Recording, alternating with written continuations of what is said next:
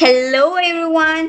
PUBG, GTA, Minecraft या फिर call of duty, क्या आपको पता है इनकी स्पीड और पावर के पीछे एक सुपर लैंग्वेज का हाथ है? Yes, it's C plus plus. और आज हम उसकी असली ताकत को अनलॉक करने वाले हैं। So let us just start learning about C plus plus. So yeah, welcome to the exciting world of C++.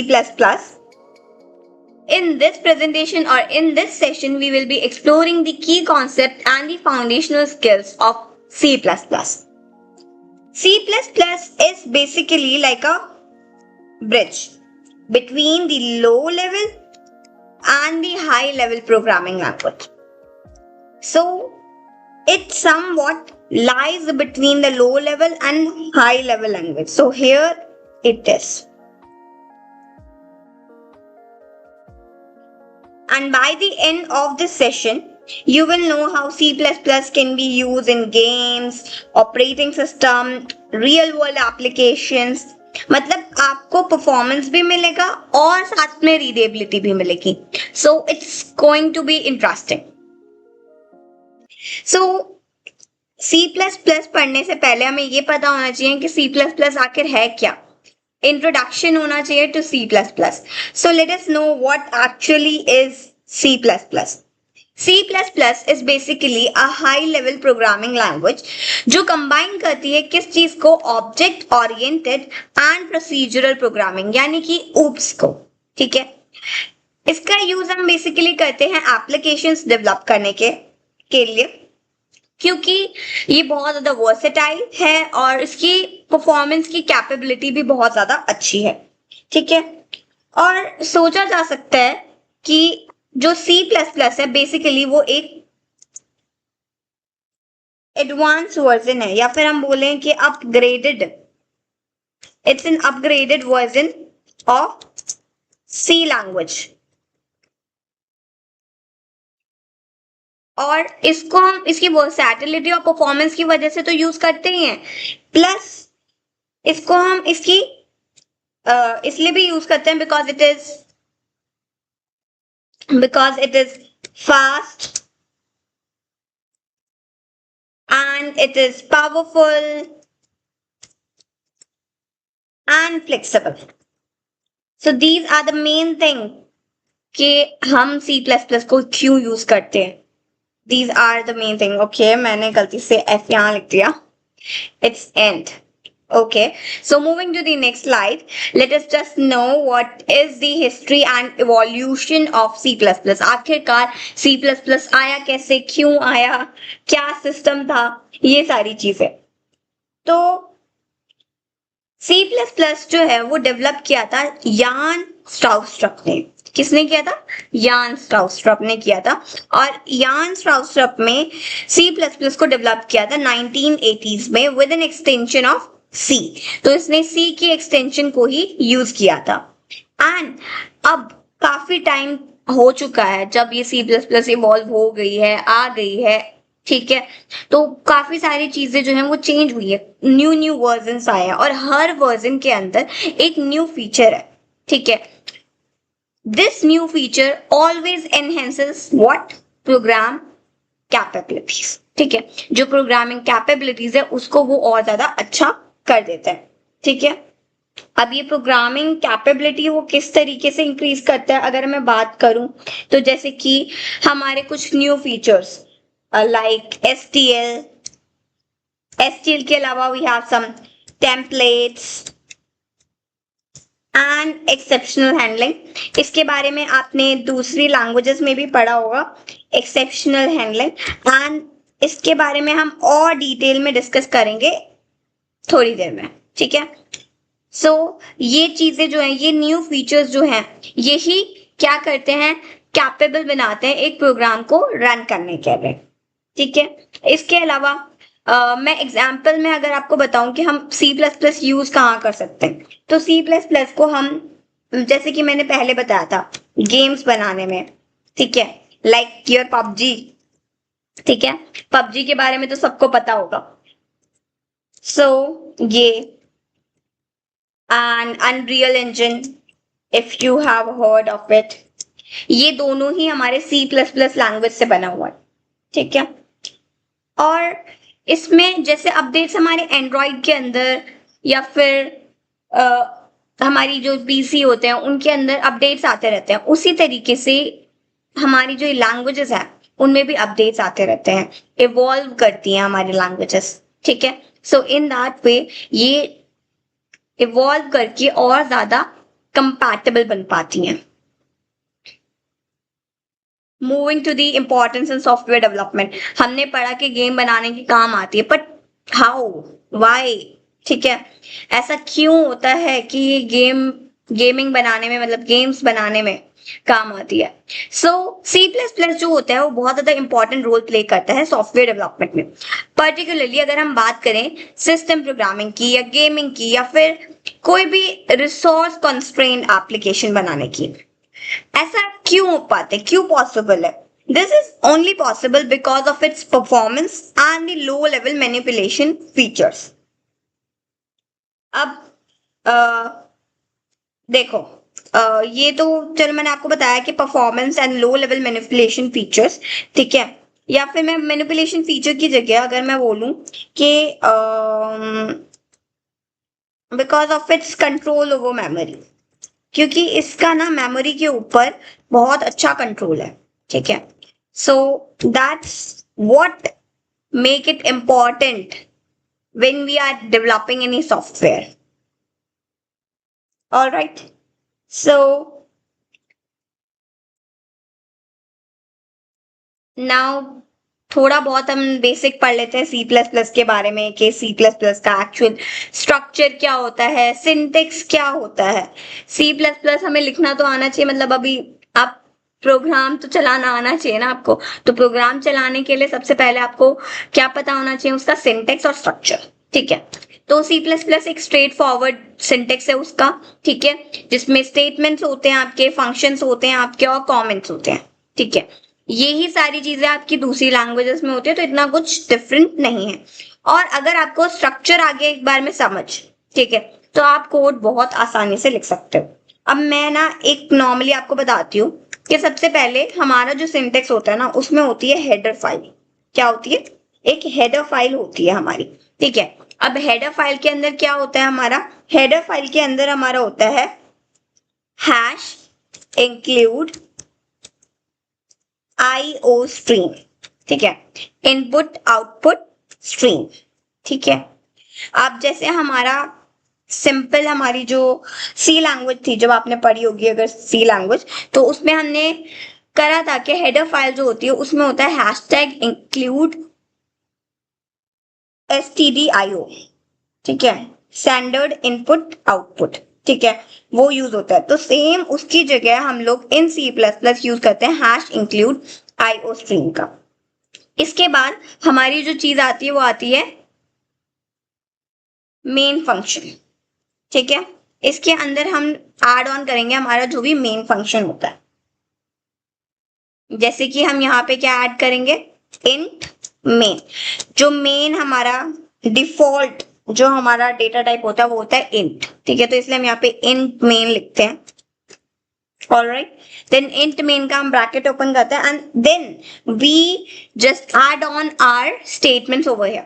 तो हेडर फाइल के बाद मेन एंड मेन के बाद हमने क्या करना होता है? हमें स्टेटमेंट्स ऐड ऑन करने होते हैं यहाँ पे। So here we write down all the statements और the instructions that we have to get. For example if we want to print hello world, ठीक है, सबसे बेसिक कोड से हम स्टार्ट करते हैं। तो अगर हमें क्या प्रिंट करवाना है? हेलो वर्ल्ड प्रिंट करवाना है। So what we will do is we will write C out. C out will display whatever we want to display on the screen or display as the output. Yes, C out, C output. Okay. So then हम लोगों को use करने हैं हमारे apostrophe and इसके अंदर हमें जो भी हमें डिस्प्ले कराना है, फॉर एग्जाम्पल हमें हेलो वर्ल्ड डिस्प्ले कराना है, तो हम लोग यहाँ पे हेलो वर्ल्ड अपना टाइप कर देंगे and it will be more easy to do so. Hello world के बाद हम डालेंगे return zero and then we will close it.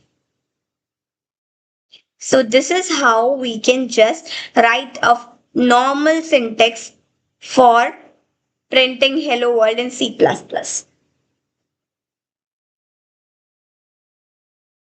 Okay, now let us just move to the data types and variable. अब हमने दूसरी languages भी पढ़ी हैं और उस लैंग्वेजेस में भी हमने डेटा टाइप्स वेरिएबल्स इनके बारे में इतना डिस्कशन कर रखा है हमने कि हमें मेरे ख्याल से सबको पता चल गया होगा कि डेटा टाइप्स और वेरिएबल्स होते क्या है एक्चुअली. ठीक है, तो अगर मैं नॉर्मल लैंग्वेज में बोलूं, ठीक है, तो data type is the type of the data. ठीक है, data type is none other than the type of the data, कि हमने जो डेटा लिया है वो किस टाइप का है, whether it is in a number और अ कैरेक्टर और एनीथिंग. ठीक है, variable is something which holds on the values. ठीक है, तो लाइक मैं अगर नॉर्मली आपको बताऊं तो let us think of this a container. ठीक है, this container is basically what it is our variable. Okay, अब इसके अंदर हमने रख रखे हैं कुछ डेटा. ठीक है, डेटा हमने इसमें स्टोर कर रखा है. So this data is of another types. Okay, जैसे कि ये वाला जो डेटा है ये हम मान लेते हैं कि ये हमारा इंटीजर है. ठीक है, तो इंटीजर के लिए what we will use is int हम यूज करेंगे इंटीजर के लिए.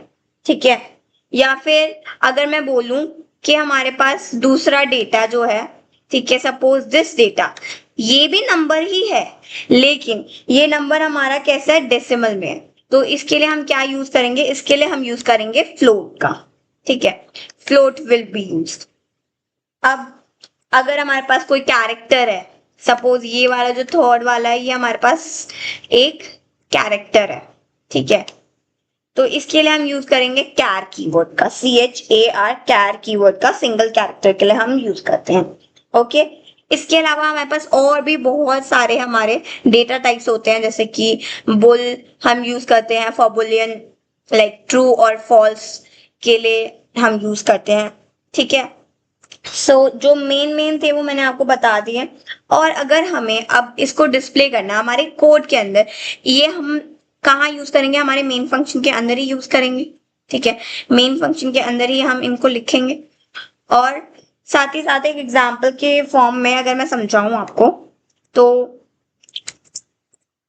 अगर हमें कोई एज प्रिंट करानी है and that is an integer value. ठीक है, तो जैसे कि मैंने बोला इंट एज इक्वल टू 20, तो I will right it like this. ये क्या कर देगा, ये 20 वैल्यू को एज वाले वेरिएबल में स्टोर कर देगा और यहाँ पे जो 20 है वो क्या है, एक इंटीजर टाइप का डेटा है हमारे पास. ओके, इसी तरीके से हम यूज करें जैसे कि फ्लोट पाई इक्वल टू 3.14. तो अब यहाँ पर हमारा 3.14 इज आर डेटा और द वैल्यू. ठीक है, pi is our variable and float is the data type over here. ठीक है, सो इन द सेम वे हम यूज कर सकते हैं like char grade equals to A. And yes, हम लोग हमेशा ये ध्यान रखना है कि हम कोई कैरेक्टर हम लिख रहे हैं तो उसको हमें क्या करना है, अपॉस्ट्रोफी के अंदर हमें रखना है. इसके बाद हमारे पास हम ये लिख सकते हैं बुल इज स्टूडेंट. ठीक है, वी आर चेकिंग फॉर के if it is a student और नॉट, एंड देन हम डिस्प्ले करा रहे हैं यस, तो ट्रू हमने इसका लिखा. ठीक है, तो ट्रू. ठीक है, ट्रू हमने लिखा, सो ये क्या हो जाएगा हमारा, it will display us true. तो ये ट्रू जो है वो वैल्यू हो गई, स्टूडेंट हमारा क्या हो गया, वेरिएबल, एंड बुल हमारा क्या हो गया, data type, Boolean data type. Okay, ठीक है. इसके बाद हमारा जो नेक्स्ट टॉपिक आता है दैट इज कंट्रोल स्ट्रक्चर्स. अब ये कंट्रोल स्ट्रक्चर्स के बारे में भी हमने पहले पढ़ा है, प्रीवियसली पढ़ा है in other languages. So control structure क्या करते हैं, ये डिसाइड करते हैं कि how the program will flow, how the program will flow, कैसे हमारा कोई भी जो प्रोग्राम है वो किस तरीके में, किस वे में फ्लो करेगा, वो डिसाइड कौन करता है, कंट्रोल स्ट्रक्चर डिसाइड करता है. अब कंट्रोल स्ट्रक्चर्स के अंदर हमारी कुछ अलग अलग चीजें आती हैं, जैसे कि इफ स्टेटमेंट, स्विच, लूप्स, ये सारी डिसीजन मेकिंग के काम आती है। और रिपीटिशन इन कोडिंग, अगर हमारे कोड में कोई भी रिपीट हो रहा है, ठीक है, कुछ भी चीज को हमें रिपीट करवाना है, सेम चीज हमें रिपीट करानी है, तो हम यूज करते हैं कंट्रोल स्ट्रक्चर का। अगर हमें ये स्ट्रक्चर्स पता चल गए तो हम बहुत डायनेमिक प्रोग्राम्स अब क्रिएट कर सकते हैं थ्रू दिस। अब मैं एक बार आपको नॉर्मली बताती हूँ कि इन तीनों का यूज क्या होता है, बाकी जब हम नेक्स्ट कोडिंग वाले जो क्लास होगी उसमें पढ़ेंगे, उसमें और अच्छे से आपको ये क्लियर हो जाए। जैसे कि हमारे पास इफ एल्स स्टेटमेंट है, तो इफ एल्स स्टेटमेंट का हम यूज क्या करते हैं? इफ एल्स स्टेटमेंट बेसिकली हम यूज करते हैं डिसीजन मेकिंग के लिए, ठीक है, यानी कि या तो ये वरना ये, ठीक है, तो हमें दो चीजों के बीच में we have to choose between the two things, तो उस चीज में हम यूज करेंगे इफ एल्स का। इसके बाद हमारे पास आता है स्विच केस, ठीक है। स्विच केस में कुछ नहीं होता, बस इसमें क्या हो जाता है, हमारे पास वी हैव मल्टीपल चॉइसेस, ठीक है, तो हमारे पास मल्टीपल चॉइसेस हो जाती हैं, ठीक है, यानी कि अगर ये हुआ मतलब ये केस वैलिड हुआ तो यही प्रिंट हो जाएगा, नहीं तो दूसरे केस पे हम क्लिक करेंगे, ठीक है, स्विच कर देंगे, ठीक है, फिर अगर वो भी वैलिड नहीं हुआ तो नेक्स्ट केस पे we will iterate it until we got the perfect case। जब तक हमें अपना परफेक्ट केस नहीं मिल जाता तब तक ये आइटरेट होता ही रहेगा, रिपीट करता ही रहेगा। इसके अलावा हमारे पास जो लूप्स आते हैं, ठीक है, लूप्स हमारे कौन कौन से होते हैं, जैसे कि फॉर लूप हो गया, वाइल लूप हो गया, ठीक है, ये क्या करते हैं, जो भी हमारा काम है उसको रिपीट कराने में हेल्प करते हैं, ठीक है। एक एग्जाम्पल मैं आपको सिंपल कोड एक लूप का बताती हूँ, ठीक है, बाकी के हम दूसरी जो क्लास होगी उसमें कोडिंग क्लास में हम पढ़ेंगे, ठीक है। सो जैसे कि मैंने बोला मुझे प्रिंट करवाना है 1 से लेकर 5 तक नंबर्स, ठीक है, तो 1 से लेकर 5 तक के लिए मैं यूज कर रही हूँ फॉर लूप का यहाँ पे, ठीक है।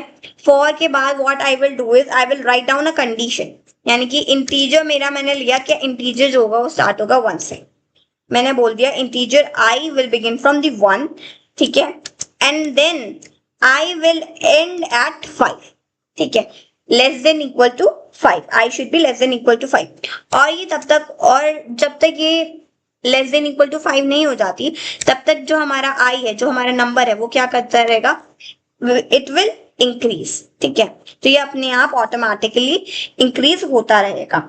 देन इसको प्रिंट कराने के लिए again what we will be using is C out, तो हम सी प्लस प्लस में मेनली सी आउट और सी इन ये दो चीजों का यूज करेंगे, C in for the input and C out for the output, okay. So यहाँ पे सी आउट हमने लिखा, देन मुझे प्रिंट करवाना है आई, तो I will write down here I and then I will end it with this, okay. So इस कोड से क्या हो जाएगा, हमारे 1 से लेकर 5 तक के सारे नंबर हमारे पास प्रिंट होके आ जाएंगे। So this is how it works. इसके बाद हमारा मेन जो चीज है वो आती है ऊप्स। सी प्लस प्लस जो है it is famous for oops, object oriented programming, इसी चीज के लिए ही फेमस है हमारी जो सी प्लस प्लस लैंग्वेज है वो, ठीक है। तो let us know about this. OOPs क्या है, ओप्स के टाइप्स, ओप्स के टाइप्स नहीं मतलब ओप्स के अंदर क्या क्या चीजें आती हैं, ठीक है। तो ओप्स के अंदर जो मेन चीज आती है वो है क्लास एंड ऑब्जेक्ट्स। अब जो ये क्लासेस और ऑब्जेक्ट्स हैं वो होते क्या है, तो क्लासेस हमारी जो होती हैं वो हमारी बेसिकली हम बोल सकते हैं एक ब्लूप्रिंट की तरह इसको कंसिडर कर सकते हैं। ब्लूप्रिंट्स हमारे जो होते हैं वो होती हैं हमारी क्लासेस, और ऑब्जेक्ट्स क्या होते हैं, ऑब्जेक्ट्स हमारी जो एक्चुअल आइटम्स हैं वो हमारे होते हैं ऑब्जेक्ट्स। एक्चुअल आइटम्स हमारे जो होते हैं वो हमारे होते हैं ऑब्जेक्ट्स। तो let us just read this. In C++, a class is like a blueprint for creating the objects. कोई भी ऑब्जेक्ट क्रिएट करने के लिए एक ब्लूप्रिंट हमारे पास होना चाहिए, मतलब एक माइंड मैप टाइप में हमारे पास हम कोई काम करते हैं, ठीक है। सबसे पहले हम डिसाइड करते हैं कि हाँ मुझे इस टाइम पीरियड पे ये काम करना है, तो मेरे माइंड में एक ब्लूप्रिंट होता है कि हाँ मुझे ये काम करना है, ऐसे ऐसे करना है, ठीक है। तो एक ऑब्जेक्ट को क्रिएट करते टाइम जो ब्लूप्रिंट रिक्वायर्ड होता है वो हमारा क्या है, क्लास कहलाता है। और ऑब्जेक्ट वो इंस्टेंस है इस क्लास के जो क्या करते हैं डेटा को अपने अंदर रखते हैं, ठीक है। बेसिकली हमारा एक डेटा है, ठीक है, वो क्या है, किसके अंदर स्टोर्ड है, क्लासेस के अंदर। इस तरीके से हम इसको समझ सकते हैं। सपोज मैं बोलूं कि दिस इज योर क्लास, ठीक है, and this is your object, getting. तो ये हमारी पूरी क्या है, क्लास है, एंड रेस्ट दैट स्पेसिफिक, वो जो बीच में रखा हुआ चीज है वो क्या है, वो हमारा ऑब्जेक्ट कहलाएगा, एक क्लास का छोटा सा इंस्टेंस है। तो ये हमारी क्या कहलाती है, क्लासेस एंड ऑब्जेक्ट्स। अच्छा, क्लासेस एंड ऑब्जेक्ट्स में ना मैं एक कोड के थ्रू और बताती हूँ आपको, ताकि और ज्यादा अच्छे से आपको क्लियर हो जाए, ठीक है। तो let us take a class of car, ठीक है। तो हमने क्लास बनाई, ठीक है। किसकी क्लास बना रहे हैं हम, कार की क्लास बना रहे हैं, ठीक है, कार्स हम कर रहे हैं decide, okay.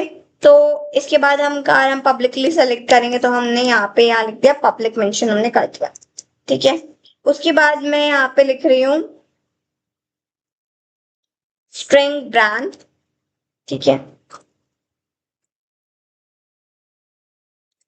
String brand, then void drive, void drive function.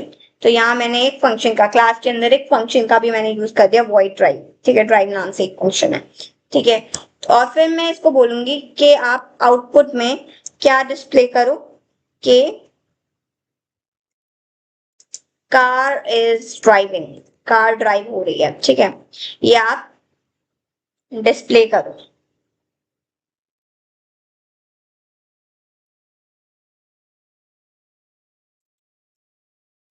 Car is driving, and then मैं इसको बंद कर दूंगी, एंड देन फिर मैं अपनी ये कार, माई कार मैंने अब डाल दिया उसकी जगह, ठीक है। ओके, गलती से मैंने कैप्स लॉक ऑन कर दिया, कार, माई कार।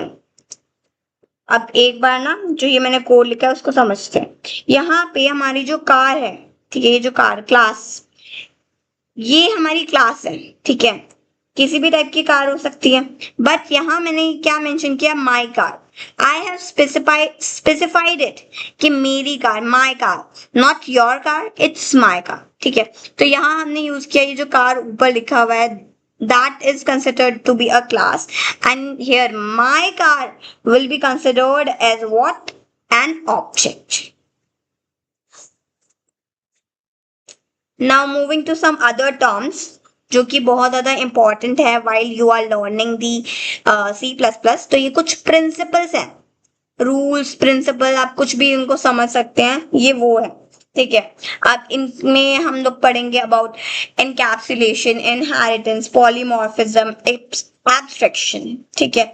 सो इन सब चीजों के बारे में हम पढ़ेंगे इस पे। इनहेरिटेंस, अब ये जो इनहेरिटेंस टर्म है, ये आपने पहले भी पढ़ा हुआ है, आप फैमिलियर होंगे इस टर्म के, ठीक है। बेसिकली हमारे पास एक पेरेंट है, this is parent, and this is the child.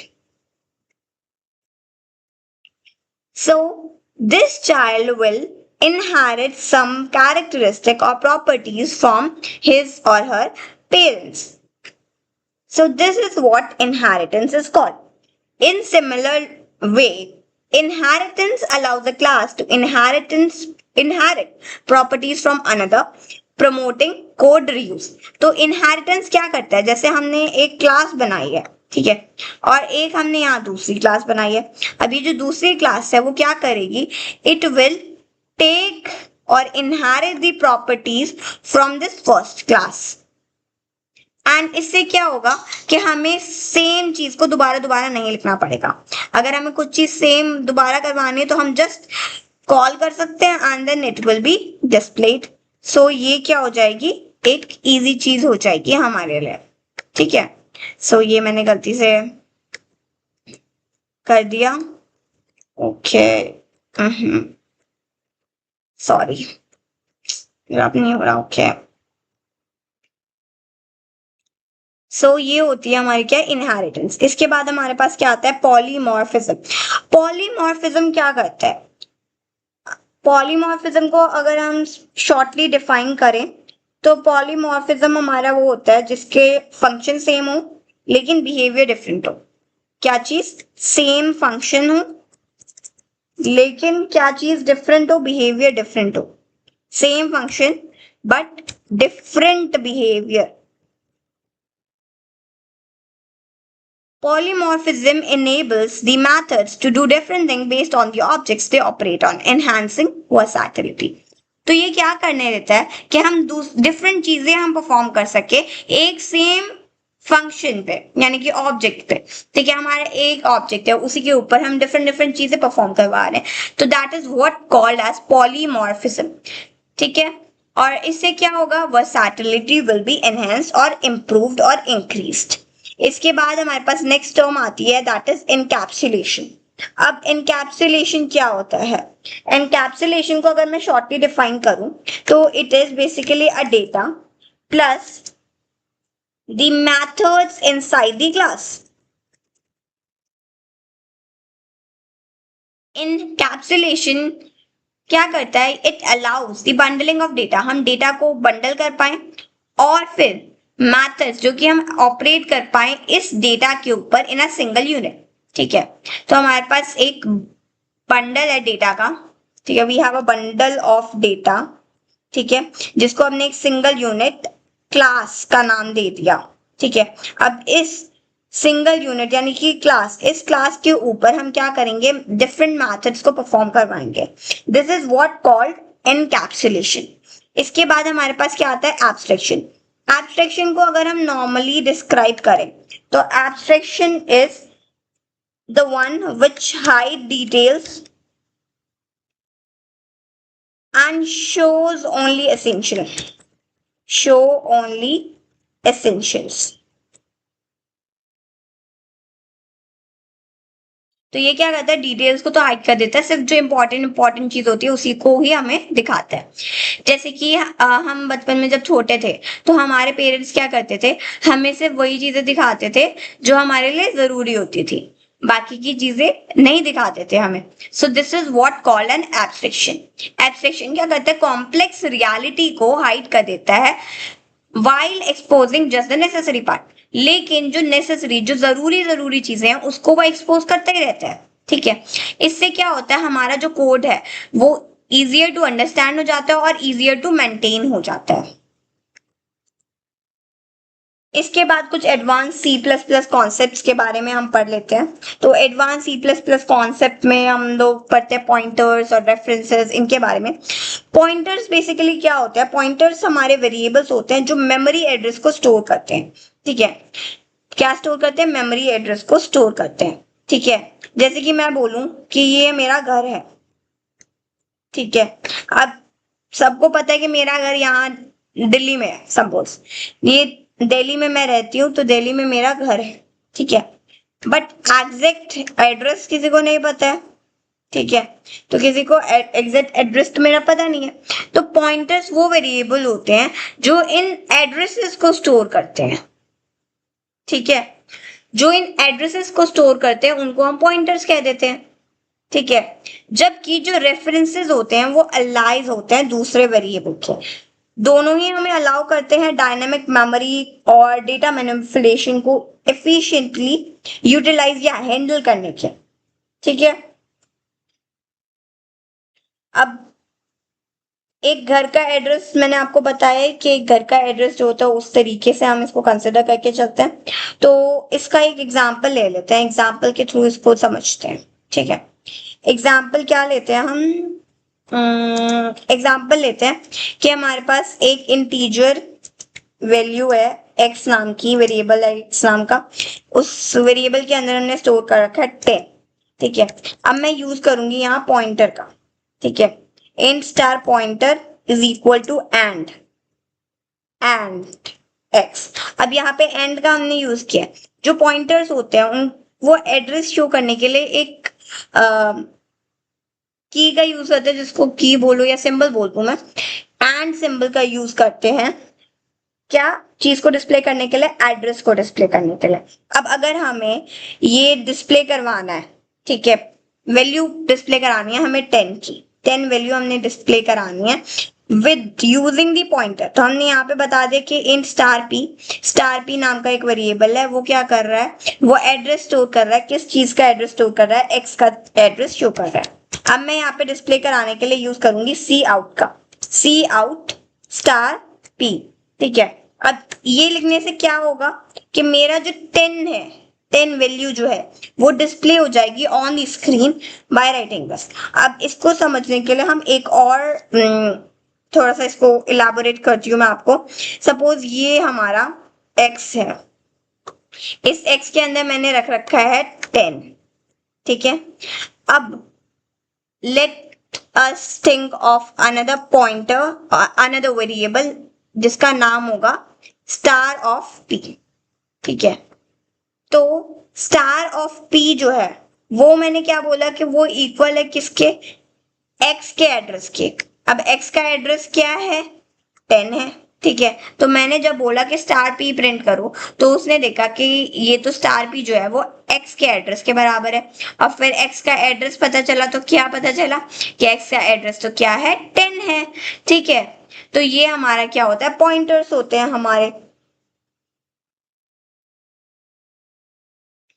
These are called as the pointers। अब हमने जो ये कोड लिखा है ये क्या करेगा, इट विल प्रिंट 10, ठीक है। ये क्या प्रिंट कर देगा, 10 प्रिंट कर देगा।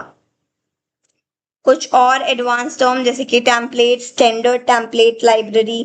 तो सी प्लस प्लस टेम्पलेट जो है वो क्या करते हैं, हमें जेनेरिक, ठीक है, जेनरस जो होते हैं वो उस टाइप के कोड और जिन कोड को हम दोबारा दोबारा रीयूज कर सके ऐसे टेम्पलेट्स को इनेबल करता है, ठीक है। अब जो STL है हमारे यानी कि स्टैंडर्ड टेम्पलेट लाइब्रेरी जो है वो टेम्पलेट्स का कनेक्शन है, टेम्पलेट क्लासेस और टेम्पलेट फंक्शंस का कलेक्शन है जो कि जेनेरिक प्रोग्रामिंग में यूज होता है। इससे क्या होता है, हम data structure, powerful data structures हम क्रिएट कर पाते हैं इसकी मदद से, ठीक है। अब इसके बाद नेक्स्ट मूव करते हैं हम एक्सेप्शनल हैंडलिंग। मैंने आपको पहले भी बताया था कि हम थोड़ी देर में एक्सेप्शनल हैंडलिंग के बारे में पढ़ेंगे। तो एक्सेप्शनल हैंडलिंग जो होती है वो क्या करती है, ये हमें डील करने में हेल्प करती है with the run time errors gracefully. अब ट्राई, कैच, थ्रो इस टाइप के कीवर्ड्स का हम यूज करके हम क्या कर सकते हैं, किसी भी प्रोग्राम को अपने कंट्रोल कर सकते हैं और उससे क्या ये रोबस्ट और यूजर फ्रेंडली बन जाएगा, सॉरी यूजर फ्रेंडली बन जाएगा, ठीक है। तो इसका कोड अगर मैं बताऊं तो जैसे कि मैंने बोला ट्राई करना है हमें कि इंटीजर x सपोज हमारा कितना है, 10 डिवाइड बाय 0, ठीक है। अब ये तो आपको क्लियर ही होगा कि 10 divided by 0 can not be solve, ठीक है, क्योंकि समथिंग टू द पावर 0 मतलब समथिंग टू द पावर नहीं, something to be divided by 0 is not applicable basically, ठीक है। तो मैंने जैसे लिखा है int x equal to 10 divided by 0। फिर मैं बोल रही हूँ कि कैच करो, अगर कोई मिस्टेक होती है तो क्या करना है, कैच करना है, मिस्टेक को कैच करना है, ठीक है। फिर उसके बाद मैं प्रिंट करवाऊंगी जो भी मेरा आउटपुट रहेगा वो। तो मैंने प्रिंट करवाया एरर अकर्ड, क्योंकि एरर आ रहा था तो हमने क्या लिखवा दिया, एरर अकर्ड मैंने टाइप करवा दिया and then we will close it up. तो ये इस तरीके से हम यूज करते हैं एक्सेप्शनल हैंडलिंग, ठीक है। और ये क्या करता है, ये स्टॉप कर देगा प्रोग्राम को क्रैशिंग से पहले। अगर कोई क्रैशिंग होती है तो उससे पहले ही ये स्टॉप कर देता है। इसके बाद C++ in real world application. C++ basically हर जगह है, एवरीवेयर है। जैसे कि गेम्स की बात कर लो, पबजी, अनरियल इंजन, या फिर ऑपरेटिंग सिस्टम की बात कर लो जैसे कि विंडोज हो गई, ब्राउजर जैसे कि हमारा ब्राउजर जैसे कि हमारा क्या हो गया, क्रोम, ठीक है, वो फायरफॉक्स हो गया वो, और बैंकिंग सिस्टम्स या फिर दूसरे एम्बेडेड सिस्टम जो है उन सब में हम C++ का यूज करते हैं, ठीक है। तो इसके अलावा मैंने आपको बताया था स्टार्टिंग में कि गेम डेवलपमेंट में हम यूज करते हैं, क्यों यूज करते हैं गेम डेवलपमेंट में, क्योंकि इसकी परफॉर्मेंस और कैपेबिलिटी जो है कॉम्प्लेक्स ग्राफिक्स को हैंडल करने की वो बहुत अच्छी है। और बहुत सारे जो हमारे गेम इंजन है जैसे कि अनरियल इंजन, ये सारे हमने किससे बना रखे हैं, सी और सी प्लस प्लस से हमने बना रखे हैं, ठीक है। इसके बाद सिस्टम प्रोग्रामिंग, सिस्टम प्रोग्रामिंग के अंदर क्या आता है, सिस्टम सॉफ्टवेयर को डेवलप करना, जो कि क्या करेंगे, हार्डवेयर को सर्विस प्रोवाइड करेंगे। सी प्लस प्लस जो है वो परफेक्ट नहीं है फॉर दी इज परफेक्ट, वो परफेक्ट है, ठीक है, किसके लिए, सिस्टम प्रोग्रामिंग के लिए। क्यों, एफिशिएंसी और लो लेवल कैपेबिलिटीज के लिए। अब गेमिंग के लिए क्यों था, क्योंकि इसका जो परफॉर्मेंस था और कैपेबिलिटी थी वो अच्छी थी। लेकिन सिस्टम प्रोग्रामिंग के केस में ये क्योंकि एफिशिएंट है और लो लेवल कैपेबिलिटीज है, इस वजह से हम इसका यूज करते हैं। इसके अलावा हम वेब डेवलपमेंट में यूज कर सकते हैं, सर्वर साइड वेब डेवलपमेंट में के लिए, और फ्रेमवर्क जैसे कि सी रेस्ट एसडीके जो है वो हमें, अगर हमें कोई भी हाई परफॉर्मेंस वेब एप्लीकेशन बनाना है तो हम उसके थ्रू भी बना सकते हैं इजीली, ठीक है। अगर मैं विजुअल्स और रिसोर्सेज की बात करूं, अब इसके अंदर हमें कुछ विजुअल्स और रिसोर्सेज की भी तो पता होना चाहिए, जैसे कि एल्गोरिथम्स के लिए फ्लो चार्ट्स की अगर हम बात करें, फ्लो चार्ट्स का हम यूज करके किसी भी एल्गोरिथम को अपनी विजुअली रिप्रेजेंट कर सकते हैं। उससे क्या होगा, एक क्लियर अंडरस्टैंडिंग बन जाती है ऑफ द लॉजिक, कि लॉजिक किस तरीके से चल रहा है, किस तरीके से काम कर रहा है, वो हमें पता चल जाता है थ्रू दी फ्लो चार्ट। तो कोई भी हमारा कॉम्प्लेक्स कॉन्सेप्ट है उसको और ज्यादा आसान बना देता है ये लर्नर्स के लिए।